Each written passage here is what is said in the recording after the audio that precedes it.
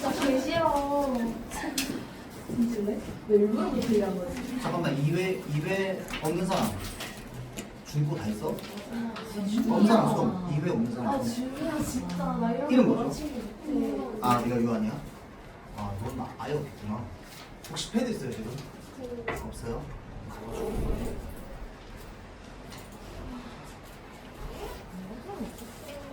진짜 티나나. 진짜. 아.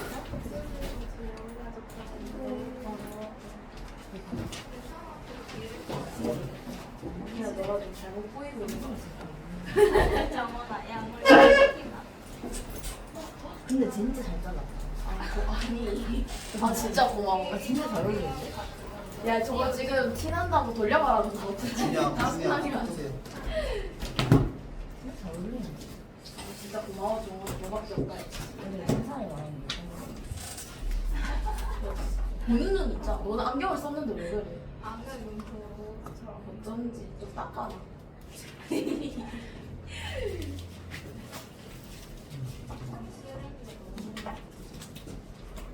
버려? 정말. 아니 나 어제 자는데 코가 너무 아파. 잠을 잘. 좀 거슬리긴 했지. 잘했어. 전기장판이 안 세워서 잘. 어떡해. 자 봅시다. 누가 이거 코 예술에 대해서 되게 잘한다고 얘기하는 여기. 아 근데 전문 분야긴 해. 왜 전문이야? 미술적으로 간다고 아, 아, 그래. 네, 그게 아니. 그러면 뭐 내가 그림 진짜 잘 그려. 진짜 선생님 내가 그릴 명하면 수도 못 있어. 내지 그러면. 맞긴 하지 또. 네, 그림 봤구나. 또 혹시 귀족 예술 하세요? 아 네, 좀 그쪽이긴 해. 말이 길어진다고? 그래서 당황스러워. 진짜 믿으시는 거 이제 로꼬코 문제 다 맞출 자신이 있을 거야 지금. 근데 이거는 느낌이야. 맞아 느낌이다. 그치? 와, 너 이거 진짜 그렇게 말했다. 증거 있어, 여기 지금. 근데 이거 느낌이 거의 한 지문밖에 안 나올 것 같기 때문에 안 낼 수도 있어 지금. 너무 싫어. 맞출 수 있어. 아 제발. 그런 얘기 하면 진짜 안 된다고. 자 봅시다. 자 그래서 예술 사조부터 한번 볼게요. 우리가 보통 이런 것들을 예술 사조라고 하죠. 자 그래서 이 예술 사조는요 그 당시 시대 흐름이나 그 다음에 그 지배하고 있었던 어떤 철학적 정서 이런 것들이 보통 많이 그 함의되어 있어요. 그래서 오히려 역사적인 배경이나 이런 것들을 좀 잘 떠올리면 이런 그 예술 사조들이나 이런 것들이 훨씬 더 좀 쉽게 머릿속에 좀 들어올 겁니다.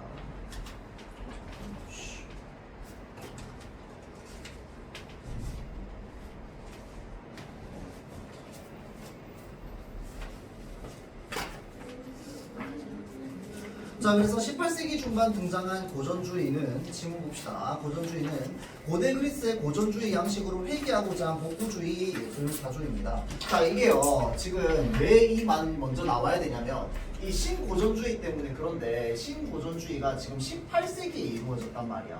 자 그래서 고전주의 양식으로 회귀하고자 하는 건데 고대 그리스의 고전주의 양식으로 회귀하고자 한 겁니다. 근데 왜 신고전주의라고 하냐면 그 전에 고전주의가 한 번 더 있어서 그래요. 그래서 그때 고전주의 시대를 우리가 보통 뭐라고 얘기합니까? 르네상스라고 얘기합니다. 맞죠? 르네상스가 어디로 돌아가지? 르네상스가 무슨 뜻인지는 알죠? 다시 돌아가자는 건데 르네상스가 어디로 돌아가자는 걸 말하는 거야? 고대 그 예전에 인간 중심이었던 때로 돌아가자는 겁니다. 그래서 우리 서양 역사에서 인간 중심이었던 때가 언제였지 하고 돌아가고 하다 보니까 종교가 중요하지 않았던 시대가 바로 이 그리스 로마 시대였던 거야. 이 그리스 로마 시대 이후부터는 계속 이제 이 기독교 지배적인 정서로서 살아가고 있었단 말이야. 맞죠? 자, 그래서 그 기독교 지배적인 정서 이전으로 돌아가자고 하는 게 고전주의였는데 그거는 15세기, 16세기야. 이건 지금 몇 세기야? 18세기야. 그러니까 이 사람들은 자신들을 신고전주의라고 부를 수밖에 없었던 겁니다. 맞죠? 자, 그래서 르네상스 시기에 부활했던 고전주의가 다시금 등장한 것에는 뭐가 중요했다? 계몽주의가 중요했다는 겁니다. 그래서 우리가 보통 18세기를 어느 시대라고 하냐면요, 근대 시대라고 합니다.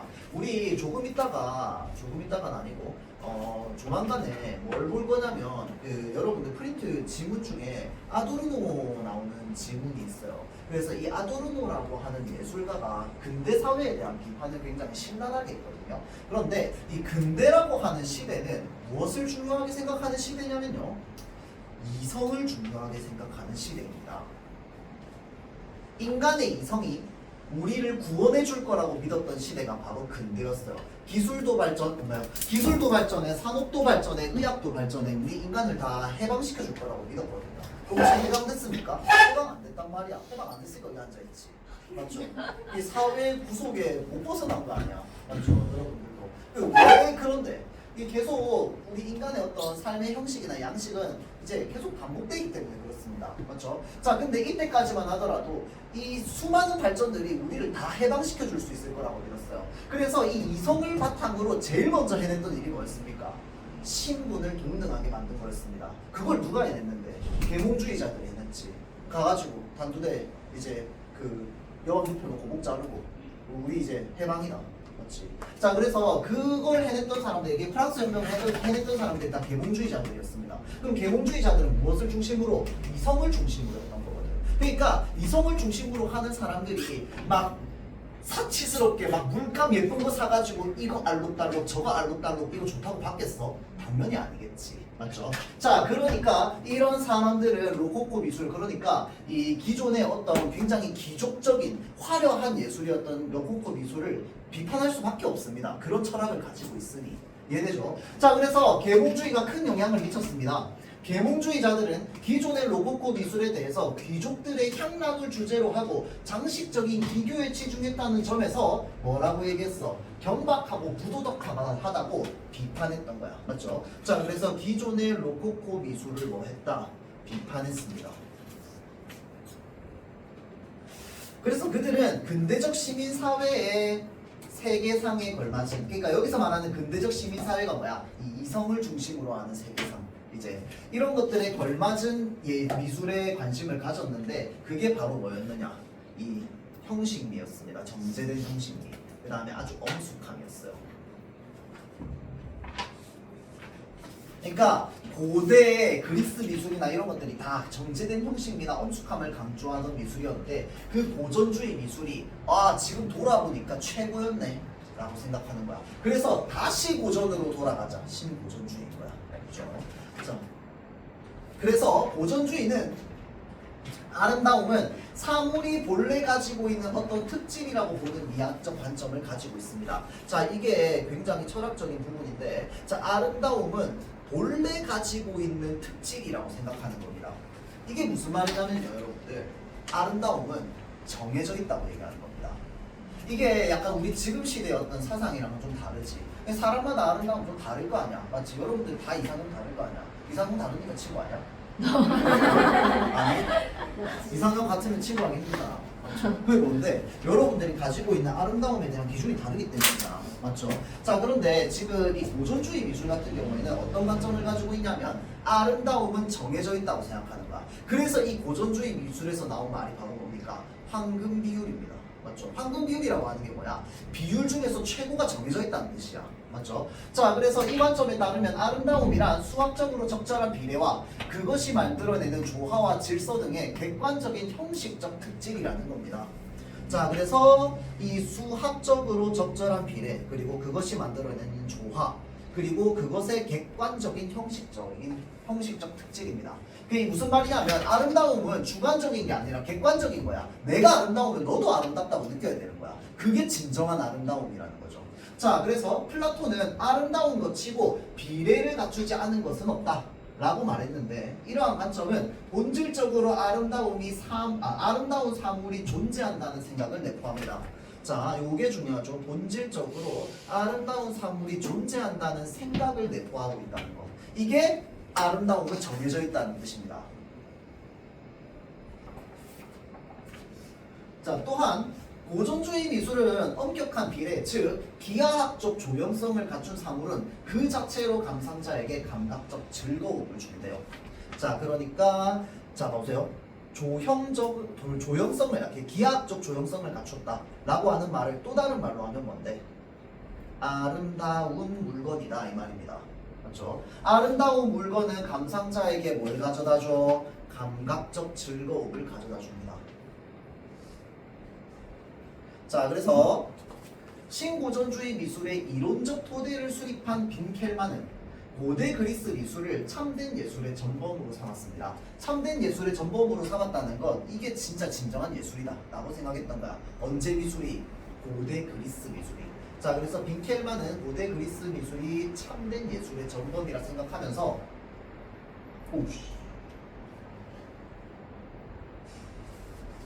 당대 미술이, 이 당대라고 하는 건 언제겠어? 18세기겠지. 맞죠? 18세기 미술이 그리스 미술의 고귀한 단순성과 고유한 위대함을 모방해야 된다고 봤어요. 자, 봐봐봐. 아름다움이라고 하는 거, 최고의 아름다움이라고 하는 게 세상에 정해져 있으니 그걸 뭐 해야 돼? 무조건 따라해야지. 그렇죠? 그게 최고라고 생각하는 겁니다. 자, 그래서 이 그리스 미술의 고귀한 단순성과 고유한 위대함을 뭐 해야 된다? 모방해야 된다고 생각했습니다. 모방은 최고라고 생각했던 것이. 최고를 따라가는 거니까. 자, 그래서 고귀한 단순성이란 여기서 완벽한 비례에 따라 표현된 형태를 말합니다. 형태를 고귀한 단순성. 연서야. 자, 다음 고요한 위대함이란 격정 속에서도 내면의 평정을 잃지 않는 감정의 절제를 말합니다. 왜 감정의 절제 중요하게 생각하는데? 이성 중심 사회라고. F들이 살기 힘들었다고. 근대는. 맞죠? 자, 그래서 그는 육체적 아름다움과 정신적 숭고함, 즉 형식과 내용이 완벽한 일치를 이루어야 됩니다. 육체적 아름다움, 정신적 숭고함, 완벽한 일치를 이루어야 돼요. 둘 중에 하나만이라도 좋아서는 안 돼. 다 좋아야 돼. 그게 뒤에 문제에 나오죠. 자, 그래서 고대 그리스 미술의 보편적이고 이상적인 절대미가 구현되었다고 보았다라고 되어 있습니다. 다음 문단. 자, 신고전주의 화가들은 빈켈만의 미학을 이론적 토대로 하여서 고전주의 미술의 규범을 준수했답니다. 뭐 당연히 이렇게 생각했으면 당연히 그렇게 했겠지. 맞죠? 자, 이에 따라 신고전주의 미술은 자, 붓자국 없이 매끈하게 처리된 표면, 뚜렷한 윤곽선, 균형 잡힌 안정된 구도, 딱 봐도 이성 중요하게 생각하는 거, 그 다음에 화려하지 않은 거, 딱 이런 느낌이죠. 자, 등의 특징을 보이며 색채보다는 무엇을 중요하게 생각했어? 형태를 중요하게 생각했어. 화려하면 안 돼. 그래서 여러분들 흔히 모더니즘 얘기하잖아. 근대 사회가 모던이잖아, 맞지? 자, 그래서 모더니즘 예술하면 딱 느껴지는 게 뭡니까? 깔끔, 깨끗, 규칙 이겁니다. 맞죠? 왜? 이성을 중요하게 생각하기 때문에. 알겠죠? 자, 그래서 또한 신고전주의 화가들은 계몽주의의 영향을 받아서 도덕적인 시민 양성에 필요한 사회적 교훈을 미술에 담고자 하였습니다. 자, 계몽주의자들이 뭐 하는 겁니까? 계몽이 무슨 뜻이야? 그치? 일깨우는 겁니다. 무엇으로 일깨우는 거야? 무지의 상태에 있는 사람을 알매 그 수준으로 일깨우는 겁니다. 맞죠? 자, 그러니까 뭐가 필요해? 교훈 필요해. 맞죠? 자, 계몽주의 영향을 받아서 도덕적인 시민 양성이 필요한 사회적 교훈이 어디에 담겨 있어야 돼? 미술에 담겨 있어야 돼. 그러면 와, 이거 진짜 좋은 거다 라고 생각했겠지, 계몽주의자들. 자, 그래서 이들은 고대 그리스 신화와 역사 속에서 애국적 희생을 보여준 영웅의 이야기. 자, 그래서 고대 그리스 신화와 애국적 희생을 보여준 영웅의 이야기를 주된 주제로 삼았습니다.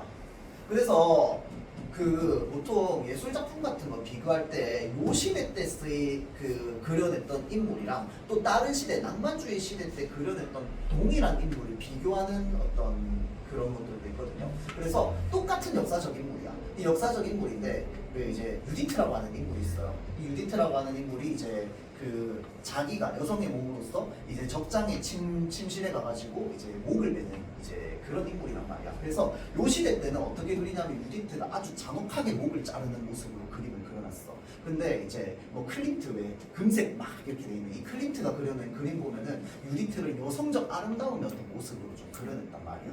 예, 그런 것들이 이제 그 대상 똑같은 인물에 대해서도 어떤 관점을 가지고 바라보느냐에 따라서 그림이 다르게 그려지는 거거든. 그래서 이제 그런 것들이 여기서 좀 드러나는데 이 시대 때는 주로 무엇을 강조했겠어? 이 인물의 영웅성을 강조했겠지. 맞죠? 얼마나 참된 인물인가를 강조했을 거야. 맞죠? 참된 인물인가를 강조했겠죠. 자, 영웅의 표정은 작품에서 한결같이 어떻게 표현돼? 침착하게 표현돼. 왜? 아까 얘기했습니다. 정제된 감정. 자, 그 다음 이는 감정 표현을 절제함으로써 정신적 숭고함을 드러내기 위해서입니다. 그러면 정신적 숭고함이 드러난다는 건 또 뭐가 드러난다는 건가? 여기 나와 있네. 도덕성을 드러내고자 한 거예요. 자, 그래서 19세기 전반에 등장한 낭만주의는 해서 자 이제 여기까지 끊고 낭만주의부터는 요거랑 완전 생각이 다른 사조가 등장하죠.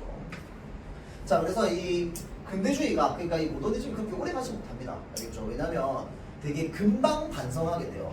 왜냐면 이 근대 사회가 우리를 구원해 줄 거라고 믿었는데 구원은 안 되고 불평등만 더 심해지거든.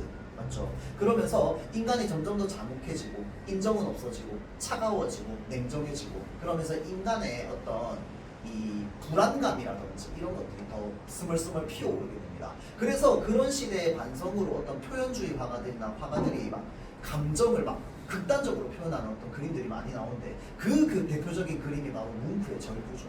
뭉크의 절규 보면 되게 막 이상하게 막 얼굴이 해골처럼 그려져 있잖아, 맞지? 그게 뭐냐면 근대 사회를 살아가면서 사람들이 마음속에 생기는 어떤 불안이나 이런 것들을 막 그려내는 거예요. 자, 그래서 요거는 이제 낭만주의입니다. 표현주의는 아니고. 자, 낭만주의는 이상적인 형식미와 엄격한 도덕성을 추구했던 신고전주의 미술을 거부했습니다. 그럼 거부했으니까 뭘 중요하게 생각할까요? 개인의 상상력, 그 다음에 감정의 자유로운 표현, 이거 전부 제약되어 있었잖아, 고전주의에서. 맞죠? 그러니까 이게 우리 인간의 기본적인 욕망이잖아. 그래서 낭만주의는 욕망 드러내자 이겁니다. 알겠죠? 욕망 가두지 말고. 그래서 낭만주의는 헤르더가 상대주의적 관점에서, 이 상대주의적 관점이라는 말이 왜 필요할까요? 아름다움에 대한 관점 때문입니다. 자, 그러니까 아름다움이 서로 다르다. 그러니까 더 서로 다르게 아름다움을 느낀다는 건 아름다움을 상대주의적으로 느낀다는 거야. 맞지? 근데 얘네는 뭐야? 아름다움을 절대주의적으로 느낀 겁니다. 맞죠? 그래서 그게 지금 차이가 있는 거죠. 자, 고대 그리스에 편향된 빈켈만의 예술관을 비판하면서, 그게 고대 그리스에 편향된 빈켈만의 예술관이라고 하는 게 뭐야? 예술의 절대성이지. 맞죠? 아름다움의 절대성입니다. 자, 그래서 헤르더는 각 개체란 고유한 의미를 지니고 있는 독자적 존재인 거야. 그러니까 각각 다 뭘 가지고 있어? 개성을 가지고 있어. 걔네들마다. 그래서 서로 관점이 다 달라. 그래서 빈켈만이 고대 그리스 미술을 절대적이고 보편적 이상으로 여긴 것을 문제 삼았습니다. 당연히 그렇게 생각했겠지. 이건 문제였어. 낭만주의 입장에서. 왜냐면 무언가 절대적인 거라고 딱 생각하는 순간 뭐가 생기냐면요, 계급이 생겨요. 그러니까 순서가 생겨, 위아래가. 그런데 서로가 다 다르다고 생각하면 뭐가 되냐면 평등이 생깁니다. 왜냐면 나도 다르고 너도 다르면 우린 동등이거든. 무슨 말인지 알겠죠?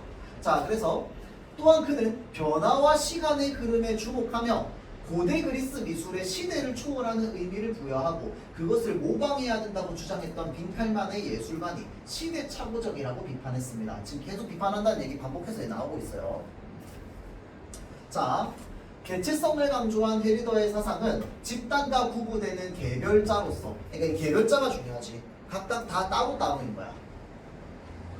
그래서 개인의 각성을 이끌어냈으며 자기 표현의 수단으로서의 미술을 등장하게 만들었습니다. 다 개성을 표현할 수 있게 되는 거야. 모더니즘의 특징이 이제 개성이 없죠. 다 똑같기 때문에. 자, 개성이 드러나니까 폭넓은 주제와 표현 방식이 드러나겠지. 맞죠? 자, 이거를 보여준 낭만주의는 아름다움은 사물에 대해 느끼는 뭐라고 얘기하느냐? 감각적 즐거움에서 기인하는 것이라고 하는 미학적 관점을 토대로. 이게 무슨 말일까요? 아름다움은 사물 안에 있다, 바깥에 있다? 바깥에 있다는 거야. 아름다움은 어디에 있는데? 감상하는 사람의 마음속에 있다는 겁니다. 무슨 말인지 알겠어요? 그럼 사람마다 다르게 느낄 거 아니야. 아름다움이 사물 안에 들어가 있다라고 하면 다 똑같은 아름다움을 느껴야 되는 거야. 맞죠? 그러니까 이게 지금 사물 바깥에 있다라는 걸 얘기하는 겁니다. 아름다움이. 자, 그래서 사물의 아름다움은 그래서 사물을 관조하는 마음속에 있다는 거죠. 그래서 관조하는 마음속에 아름다움이 있다는 겁니다. 자, 그래서 모든 사물이 그 자체로는 아름답지도 추하지도 않는 거지. 그냥 그건 그거야. 누군가가 느끼기에 아름답다고 느끼고 누군가가 느끼기에 추하다고 느낄 뿐인 거야. 걔는 그냥 그대로 있는 거야. 자, 그래서 그런 미학적 관점을 바탕으로 낭만주의 미술에서는 불안, 공포 같은 감정이나 악마 유령처럼 비현실적이고 환상적인 존재에 관심을 당연히 가지겠지. 이성으로서 도달할 수 없는 영역을 신비하게 느꼈겠죠. 그래서 신고전주의가 관심을 보이지 않았던 영역으로 주제가 확장되었습니다. 또한 강렬한 채색, 거친 붓자국, 그 다음에 역동적인 구도 등의 특징을 보여줬습니다. 그래서 인간의 욕망이나 이런 것들을 강하게 표현했죠. 그래서 감정 표현을 위해서 형태보다 색채를 강조했다. 낭만주의는 개별성과 다양성을 꽃피운 사조가 당연히 되겠지. 그렇죠? 자, 그래서 요거 정리한번 좀 해봅시다.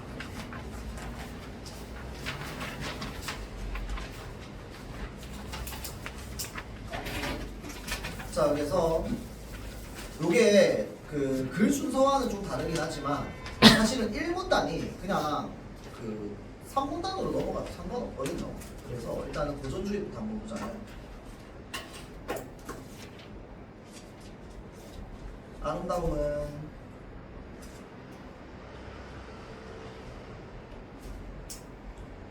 본래 가지고 있던 특징입니다. 그래서 걔는 주관적인 게 아니라 객관적인 거야. 그래서 예를 들자면 어떤 것이 있냐면 수학적, 기대, 조화, 질서 등의 객관적 요소들이죠.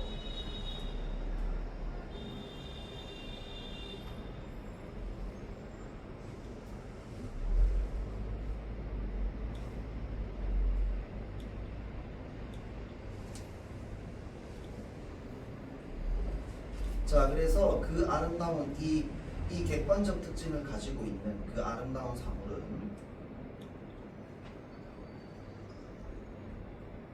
이게 적절한 비례를 가지고 있는 사물이겠죠. 감상자에게 감각적 즐거움을 가져다 줄 겁니다.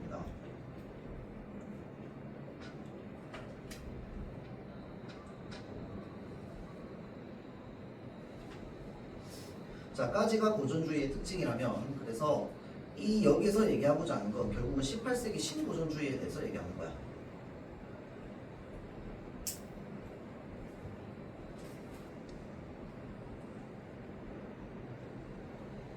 이 계몽주의자들이 향락적이고 기교적인 로코코 양식을 비판하면서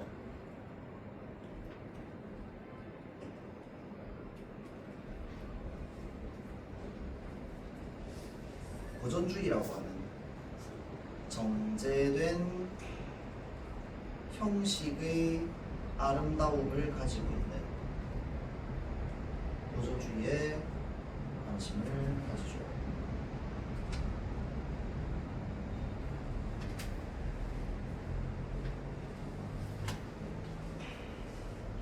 자, 그래서 빈켈만은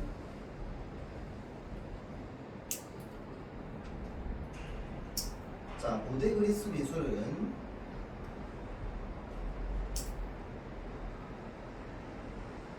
참된 전범이라고 생각했어요. 그러니까 아주 좋은 거야.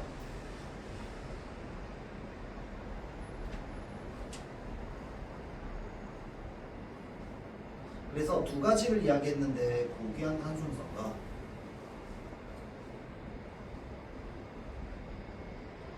고유한 위대함입니다.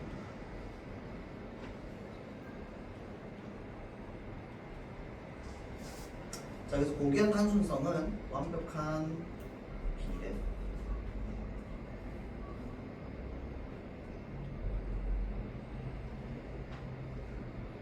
그 다음에 고유한 위대함은 감정이죠. 격한 감정 속, 격정 속 내면의 평정입니다.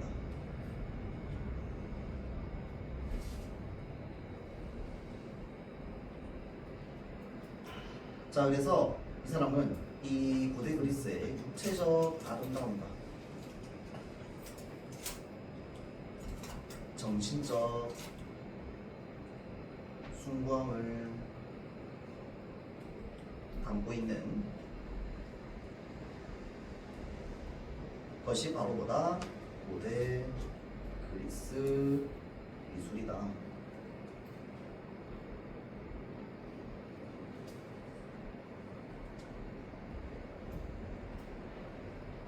자, 그래서 얘네들은 신고전주의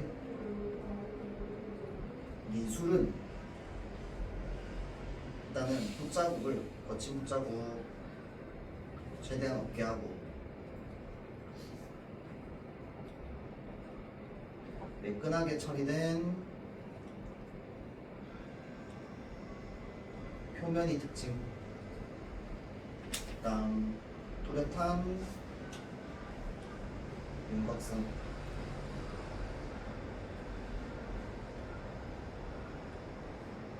다음 안정된 구도 등을 중요하게 생각합니다.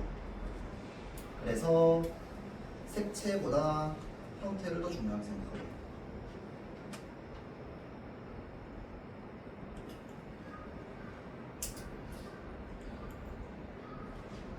계몽주의에게 받은 영향으로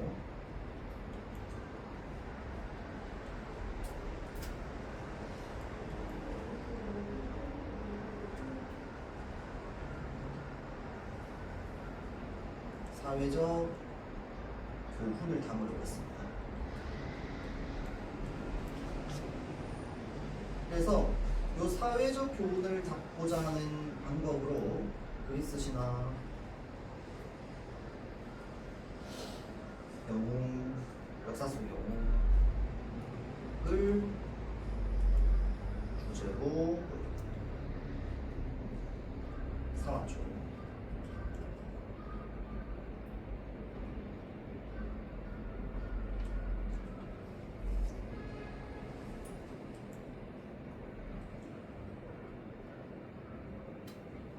자, 다음 19세기 낭만주의.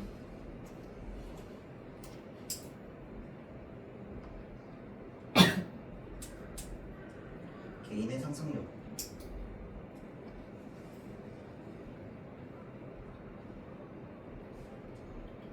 감정의 자유로운 표현,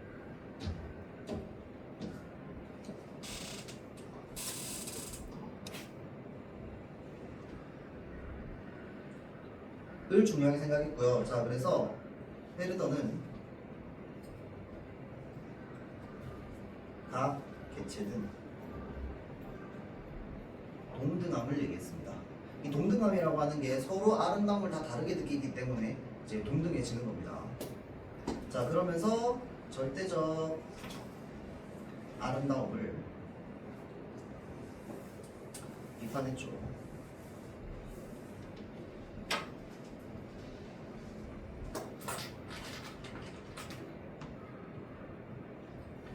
자, 그래서 자기 표현으로서의 표현의 순환으로서의 미술을 중요하게 생각했고요. 모든 사물은 그 자체로 아름답지 않고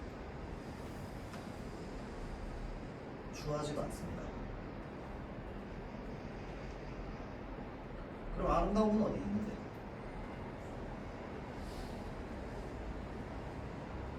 감상자의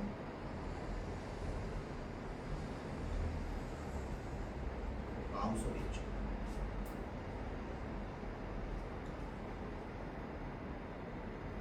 자, 그래서 얘네들은 비현실적인 거, 환상적 존재.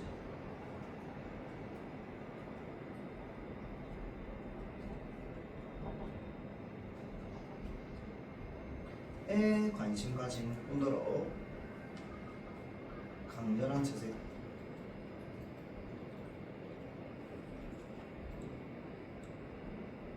거친 자국,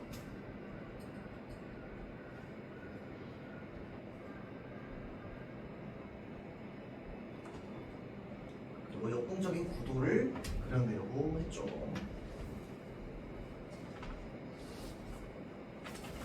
자, 여기까지 하고 문제는 몇 개만 좀 풀어볼게요. 자, 기업과 니은 7번 봅시다.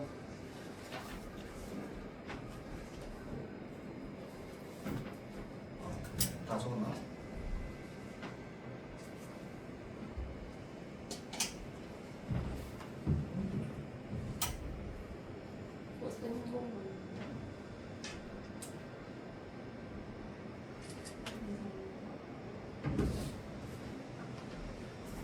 자, 그래서 7번 고전주의,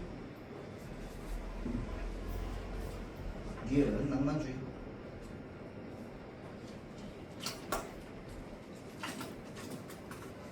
자, 적절한 거 찾는 건데 보면, 자,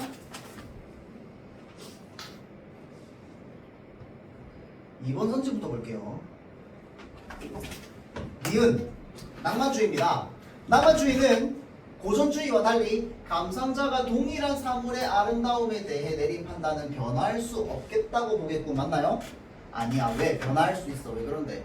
그때 달라요. 내가 10대 때 느끼는 아름다움과 60대에 느끼는 아름다움도 달라. 맞지? 그걸 인정할 수 있는 게 바로 뭡니까? 낭만주의입니다. 맞죠? 고전주의는 인정할 수 없지. 이해되죠? 자, 그래서 지금 판단은 변화할 수 없다. 변화할 수 있죠. 그렇죠? 자, 다음 3번 선지 볼게요. 자, 고전주의와 그 낭만주의는 모두 다 모든 사람들이 공통적으로 아름답다고 생각하는 사물이 존재한다. 맞나요? 아니지. 모두가 아니라 뭐가 돼야 돼? 니은은 빠지고 기운만 들어가야죠. 그 다음 4번. 자, 기업과 니은은 모두 조화와 질서를 갖추지 못한 사물이라도 감각적으로 즐거움을 줄 수 있다고 보겠고, 맞나요? 그럼 이건 뭐로 바뀌어야 될까? 뭐라고요? 니은만이라고 해야 되겠죠. 자, 조화 질서 못 갖추더라도 얘는 감상자에 따라서 아름답다고 느낄 수 있는 거야. 그렇죠? 자, 다음 기업과 니은은 모두 아름다운 사물이라면 어느 것인지 반드시 수학적으로 적절한 비례를 유지하고 있다고 보겠다는 니은이 빠져야겠다. 그렇죠? 기업. 자, 그래서 정답은 1번이 되겠죠. 자, 그래서 아름다운 사물의 아름다움이 이미 존재한다고 보겠군이라고 하는 게 절대적 아름다움을 얘기한다고 했습니다. 자, 다음 뒤에 8번 볼게요.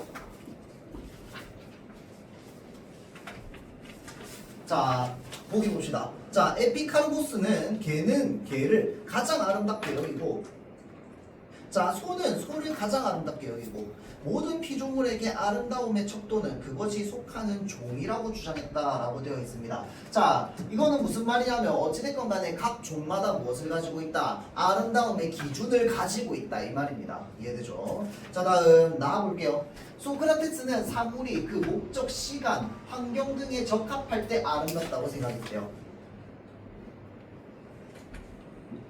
이는 어떤 사물을 아름답다고 평가한 기준이 다른 사물들에게도 동일하게 적용될 수 있다고 믿었던 현대 그리스인의 미학적 관점과는 상반된다라고 되어 있습니다. 근데 잘 보세요. 얘도 고전주의야. 따지고 보면은. 왜냐면 이 사람은 뭘 중요하게 생각했냐면요. 조화를 중요하게 생각했던 사람입니다. 맞죠? 이렇게 될 때만 아름답다는 거잖아. 맞죠? 근데 그게 또 다른 그리스인들과는 다른 거야. 다른 그리스인들은 뭐야? 이런 것도 다 정해져 있다고 생각하는 거야. 맞죠? 자, 그래서 지금 이제 요 부분들에 대해서 얘기하는 건 요 의견과 요 의견이 좀 다릅니다. 근데 전체적으로 보면은 고전주의인데 좀 다른 부분이 있다 정도로 좀 볼 수 있겠죠. 자, 다음 다 봅시다.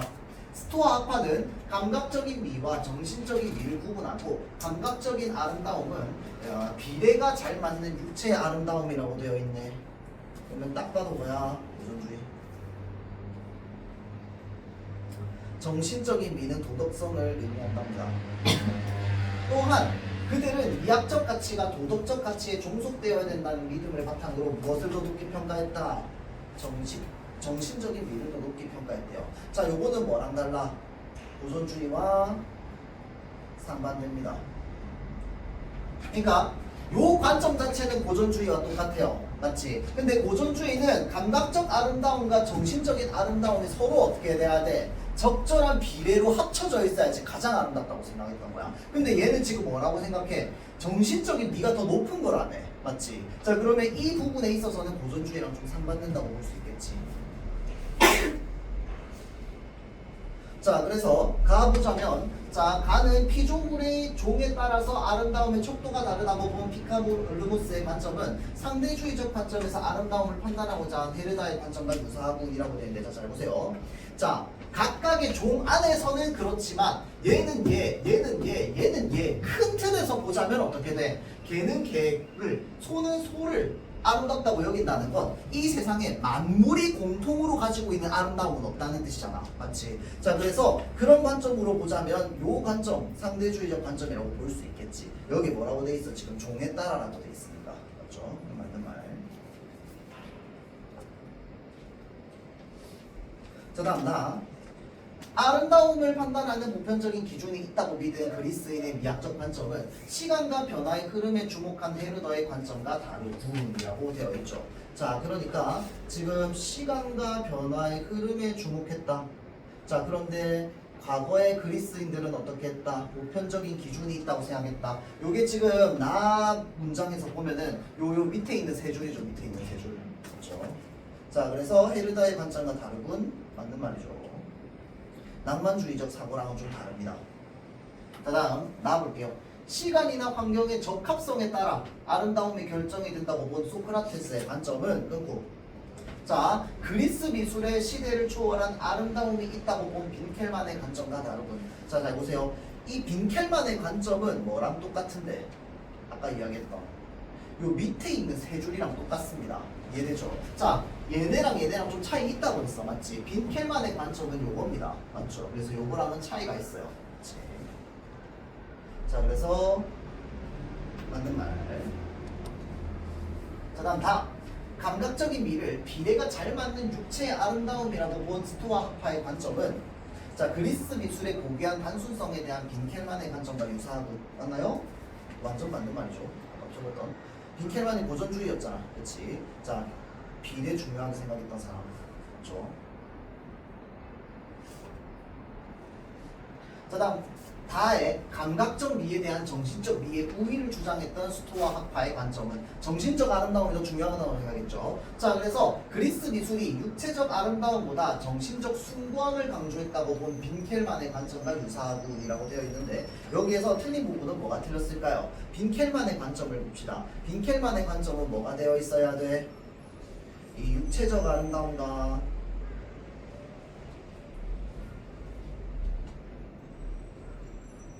정신적 숭고함이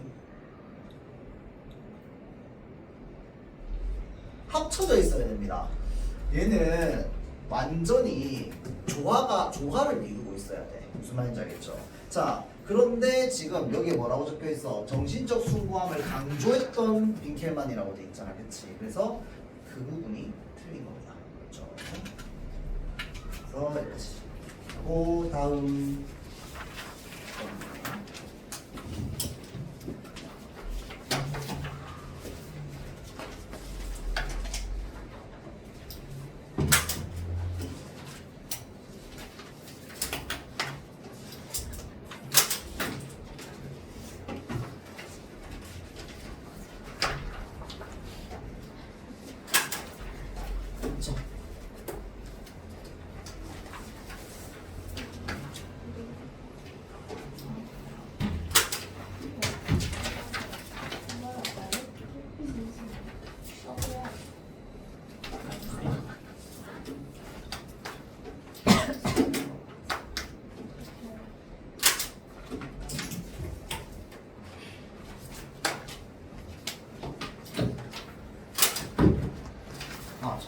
5회 있지. 5회 있죠. 맞죠? 5회 있으면 안 받아도 되는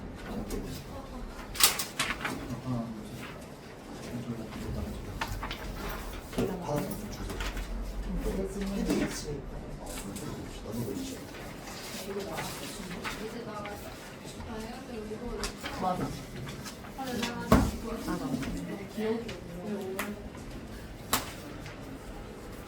자 봅시다. 다음 완성 경쟁 시장. 그리고 가 지문만 보고 좀 줍시다.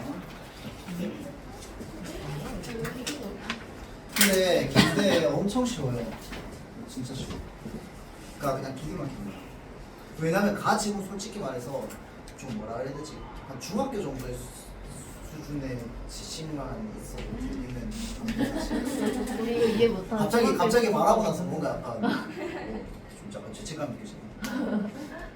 왜냐면 진짜 너무 당연한 이야기만 적혀. 솔직히 말해서 어려운 건 나 지문밖에 없는데 나 지문은 짧아. 그래서 사실은 그냥 길이로 약간 겁주는 약간 그런 지문이라고 보면 됩니다. 그 지식은 초딩 때 나 그러면 안 되는 이래서 중등까지 의무교육이라니까. 삶을 살아가는 데 있어서 중학교 때까지 지식은 개인적으로 필요한 것 같아요. 살아가는 고등학교 때 배웠던 건 한두 개 안 나거든요. 중학생 때 배웠던 건 중학교 기억나. 때 없어. 나 기억이 안 나. 중학교 나와도 이상한 애들 많아. 야, 과목을 말하는 게 아니잖아. 봅시다. 완전 경쟁 시장, 독점 시장. 독점이 뭔지 다 알잖아. 맞지? 그럼 끝났어요. 맞죠? 자, 볼게요. 가지문만 보고.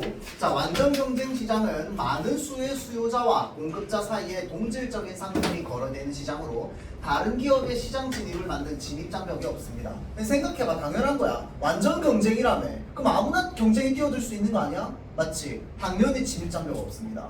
맞죠? 자, 다음. 누구나 들어와서 경쟁할 수 있어. 물론 경쟁에 살아남아야 되지. 근데 경쟁은 누구나 할 수 있습니다. 맞죠? 자, 그래서 그러한 시장 구조를 뭐라고 한다? 완전 경쟁 시장이라고 하는 거야.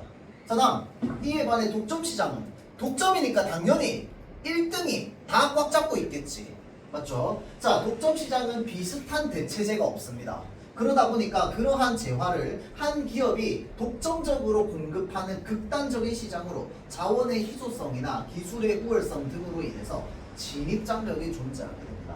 당연한 거지. 맞죠? 자, 이 독점을 하고 있는 시장에 내가 무언가 들어가서 하고 싶어 라고 하면 내가 깨나가야 될 것들이 엄청 많습니다. 그래서 이 깨나가야 될 것들, 그러니까 여기 말하는 이 진입 장벽의 종류가 여기 나에 나와 있어요. 그렇죠? 그래서 이 독점 시장은 그냥 시장에 들어가는 것 자체가 어렵다. 얘는 완전 경쟁 시장은 시장에 들어가는 건 누구나 할 수 있어. 근데 1등은 되게 어려워. 이거야. 알겠죠? 자, 그래서 완전 경쟁 시장에서는 경쟁자가 다수이기 때문에 당연한 말. 자, 개별 공급자와 수요자가 가격에 영향을 미치기 어렵습니다. 이것도 당연한 말이야. 그러니까 예를 들어서 어떤 물건을 만드는데 이 물건을 만드는 회사가 한 10만 개 있다고 생각해봐. 이 전 세계에. 그래서 이 전 세계 10만 개 있는 회사와 그 다음에 이 10만 개의 회사의 제품을 사는 한 10억 명의 사람이 있다고 생각해보세요. 그러면 이 사람들의 수요와 공급으로 만들어진 가격이 회사 몇 개 때문에 가격이 바뀌겠어? 안 바뀌지. 맞죠? 대체제도 많은데. 맞죠? 자, 그러니까 공급자, 수요자 모두 가격에 영향을 미치기 어렵습니다. 이해되죠? 당연한 말. 자, 이때 기업은 가격 수용자가 됩니다. 이것도 사실 따지고 보면 당연한 말이야. 기업 입장에서 가격 마음대로 못 정해. 내 마음대로 높여봐. 내 물건 사겠어? 안 사겠지. 대체제 많은데. 맞죠? 무조건 시장에 있는 가격에 따를 수밖에 없습니다. 맞죠? 그렇다고 너무 싸게 해? 그럼 손해보잖아. 맞지? 그것도 못해. 그러니까 적정 가격을 계속 유지할 수밖에 없기 때문에 기업은 가격을 받아들일 수밖에 없는 입장입니다. 그렇죠? 그래서 시장이 결정된 가격을 그대로 받아들일 수밖에 없고 시장 가격으로 원하는 물량을 얼마든지 판매할 수 있습니다. 내가 많이 생산해? 많이 판매하면 돼. 그렇죠?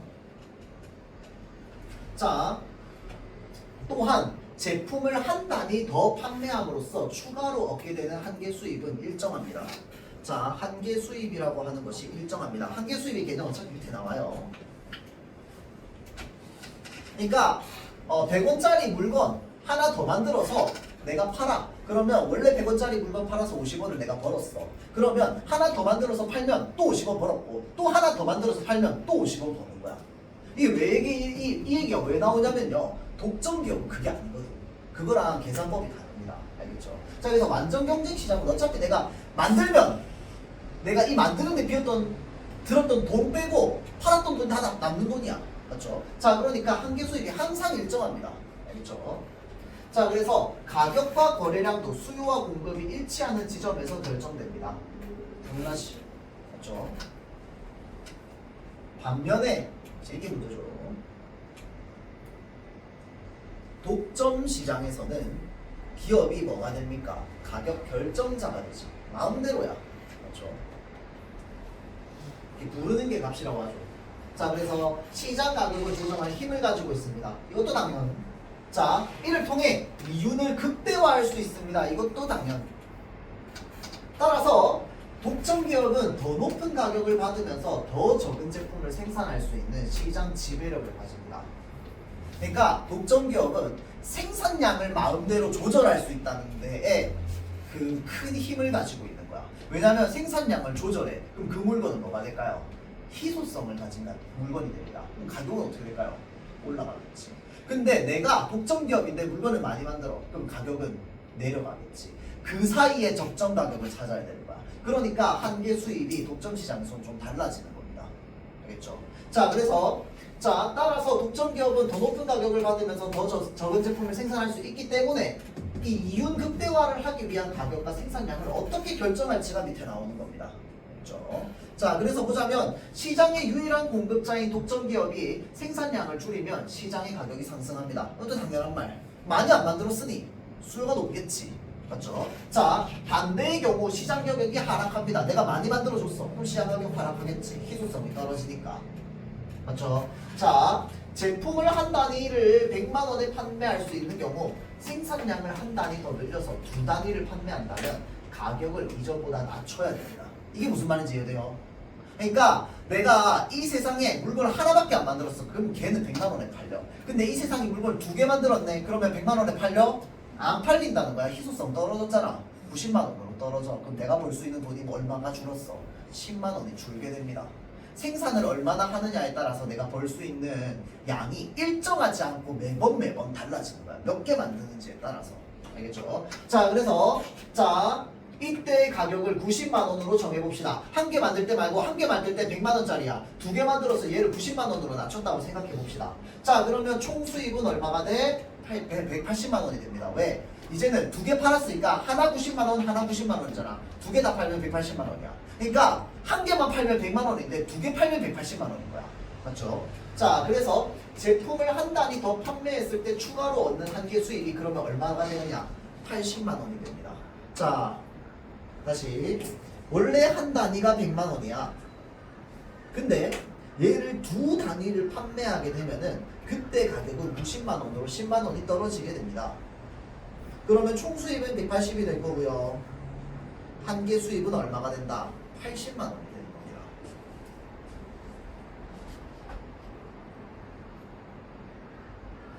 그럼 한계 수입은 무엇 기준이야? 원래 한 단위만 팔았을 때 가격 기준이랑 연결되는 거겠지. 맞죠? 그러니까 요거에서 요걸 빼는 거겠지. 즉, 독점 기업이 생산량을 늘리면 종전 판매 가격도 함께 낮춰야 하기 때문에 독점 기업은 한계 수입을 가격보다 항상 낮게 설정하게 될 수밖에 없습니다. 맞죠? 이건 당연한 거. 그렇죠?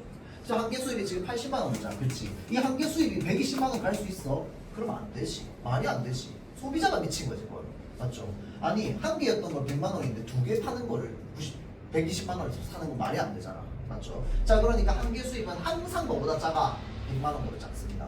이해되죠? 자, 그래서 이때 독점 기업은 이윤 극대화를 위해서 한계 수익과 더불어서 한계 비용을 고려해야 된대요. 자, 봅시다. 지금 한계 수입은 가격보다 항상 낮은데 독점 기업은 이윤 극대화를 위해서 한계 수익과 더불어 한계 비용을 고려해야 됩니다.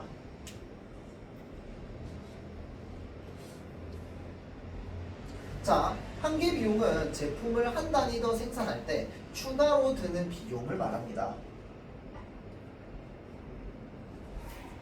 자, 한계 비용이라고 하는 건 한 단위 더 생산할 때 추가로 드는 비용. 그러니까 생산 비용이지, 생산 비용.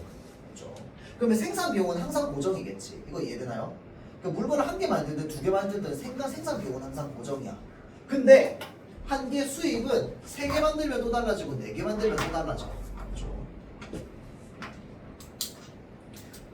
자, 그래서 이 이윤 극대화를 어떤 식으로 하냐면 만일 한 개 수입이 한 개 비용보다 높으면 한 개 수입이 한 개 비용보다 높으면 뭘 할까요? 생산량을 증가시키면 돼. 그러니까 한 개 비용이 일단은 한 개 수입이 일단은 뭐 예를 들어서 이거 물건 만들어내는데 50만 원 든다고 칩시다. 자, 그러면 한 개 수입이 50만 원 밑으로 내기 전까지는 계속 생산해도 돼. 그럼 내가 1원이라도 더 벌 수 있지. 맞죠? 근데 이 한 개 수입이 50만 원보다 떨어지는 순간 그때부터 생산하면 안 돼. 생산 비용이 더 많이 들어. 맞죠? 자, 그래서 한 개 비용보다 높으면은 생산량을 증가시키는데 반면 반대의 경우는 생산량을 감소시킴으로써 한 개 수입과 한 개 비용이 어떤 지점? 일치하는 지점에서 최적 생산량을 결정합니다. 그래프에서 이 선과 이 선이 딱 만나는 그 지점이 딱 최적 생산량이 되는 거야. 그렇죠? 이후 독점기업은 이윤 극대화를 위해서 수요자들의 최대 지불 용의를 고려하여 요게 이 최대 지불 용의가 뭐냐면은 독점기업이라고 해서 내 맘대로 가격 올리면 왜? 안 되거든. 그러니까 이게 뭐냐면 사람마다 이건 심리학이긴 한데 이제 이게 경제 심리학이죠. 이 사람마다 어떤 물건에 대한 좀 뭐라 그래야 될까? 최대 지불 용의라고 하는 게 있는 거야. 그러니까 예를 들어서 내가 요거 사는데 이제 내가 지난주에 이거 글자 쓰는 거 참 힘들어했는데 새로 샀거든요. 이제 10만 원 들었어요. 근데 이걸 20만 원에 팔아? 사? 안 사. 그냥 꾹꾹 눌러서 써. 알겠지? 근데 10만 원이야. 아, 오케이. 내가 10만 원 해가지고 한 6개월 쓰자. 사는 거야. 자, 이게 최대 지불용입니다. 20만 원이면 안 샀어. 맞지? 자, 그래서 이건 경제 심리학이죠. 그러니까 이거를 고려하기는 해야 돼요. 맞죠? 자, 고려해서 최적 생산량을 판매할 수 있는 최고 가격을 찾아냅니다. 그래서 그 최고 가격을 찾아서 그거를 바탕으로 이 그래프 그려가지고 일치하는 지점까지 생산해서 파는 거야. 이해되죠? 자, 그래서 즉 해당 생산량에서 수요자가 최대로 지불할 수 있는 금액이 최종 시장 가격이 되는 거야. 해당 생산량에서 수요자가 최대로 지불할 수 있는 금액이 바로 이제 최종 시장 가격으로 결정되는 겁니다. 그러니까 예를 들어서 이 일치하는 지점을 찾았어. 근데 이게 20만 원이야. 안 사. 알겠지? 그럼 뭐 해야 돼? 생산량 조절하고 그 다음에 판매 비용 조절해서 이거를 10만 원에 팔 수 있게 하는 그게 딱 뭐야? 최종 결정이 되는 거야. 가격으로. 알겠죠? 자, 그래서 이처럼 독점 시장에서 기업은 시장 가격의 상승을 유발하여 수요자에게 부정적인 영향을 끼치고 자, 시장의 비효율성을 유발할 수 있습니다. 왜? 생산량을 자기 마음대로 조절하기 때문에 수요를 다 맞춰줄 수 없어서요. 알겠죠? 그래서 여기까지 하고 쉬었다가 보겠습니다.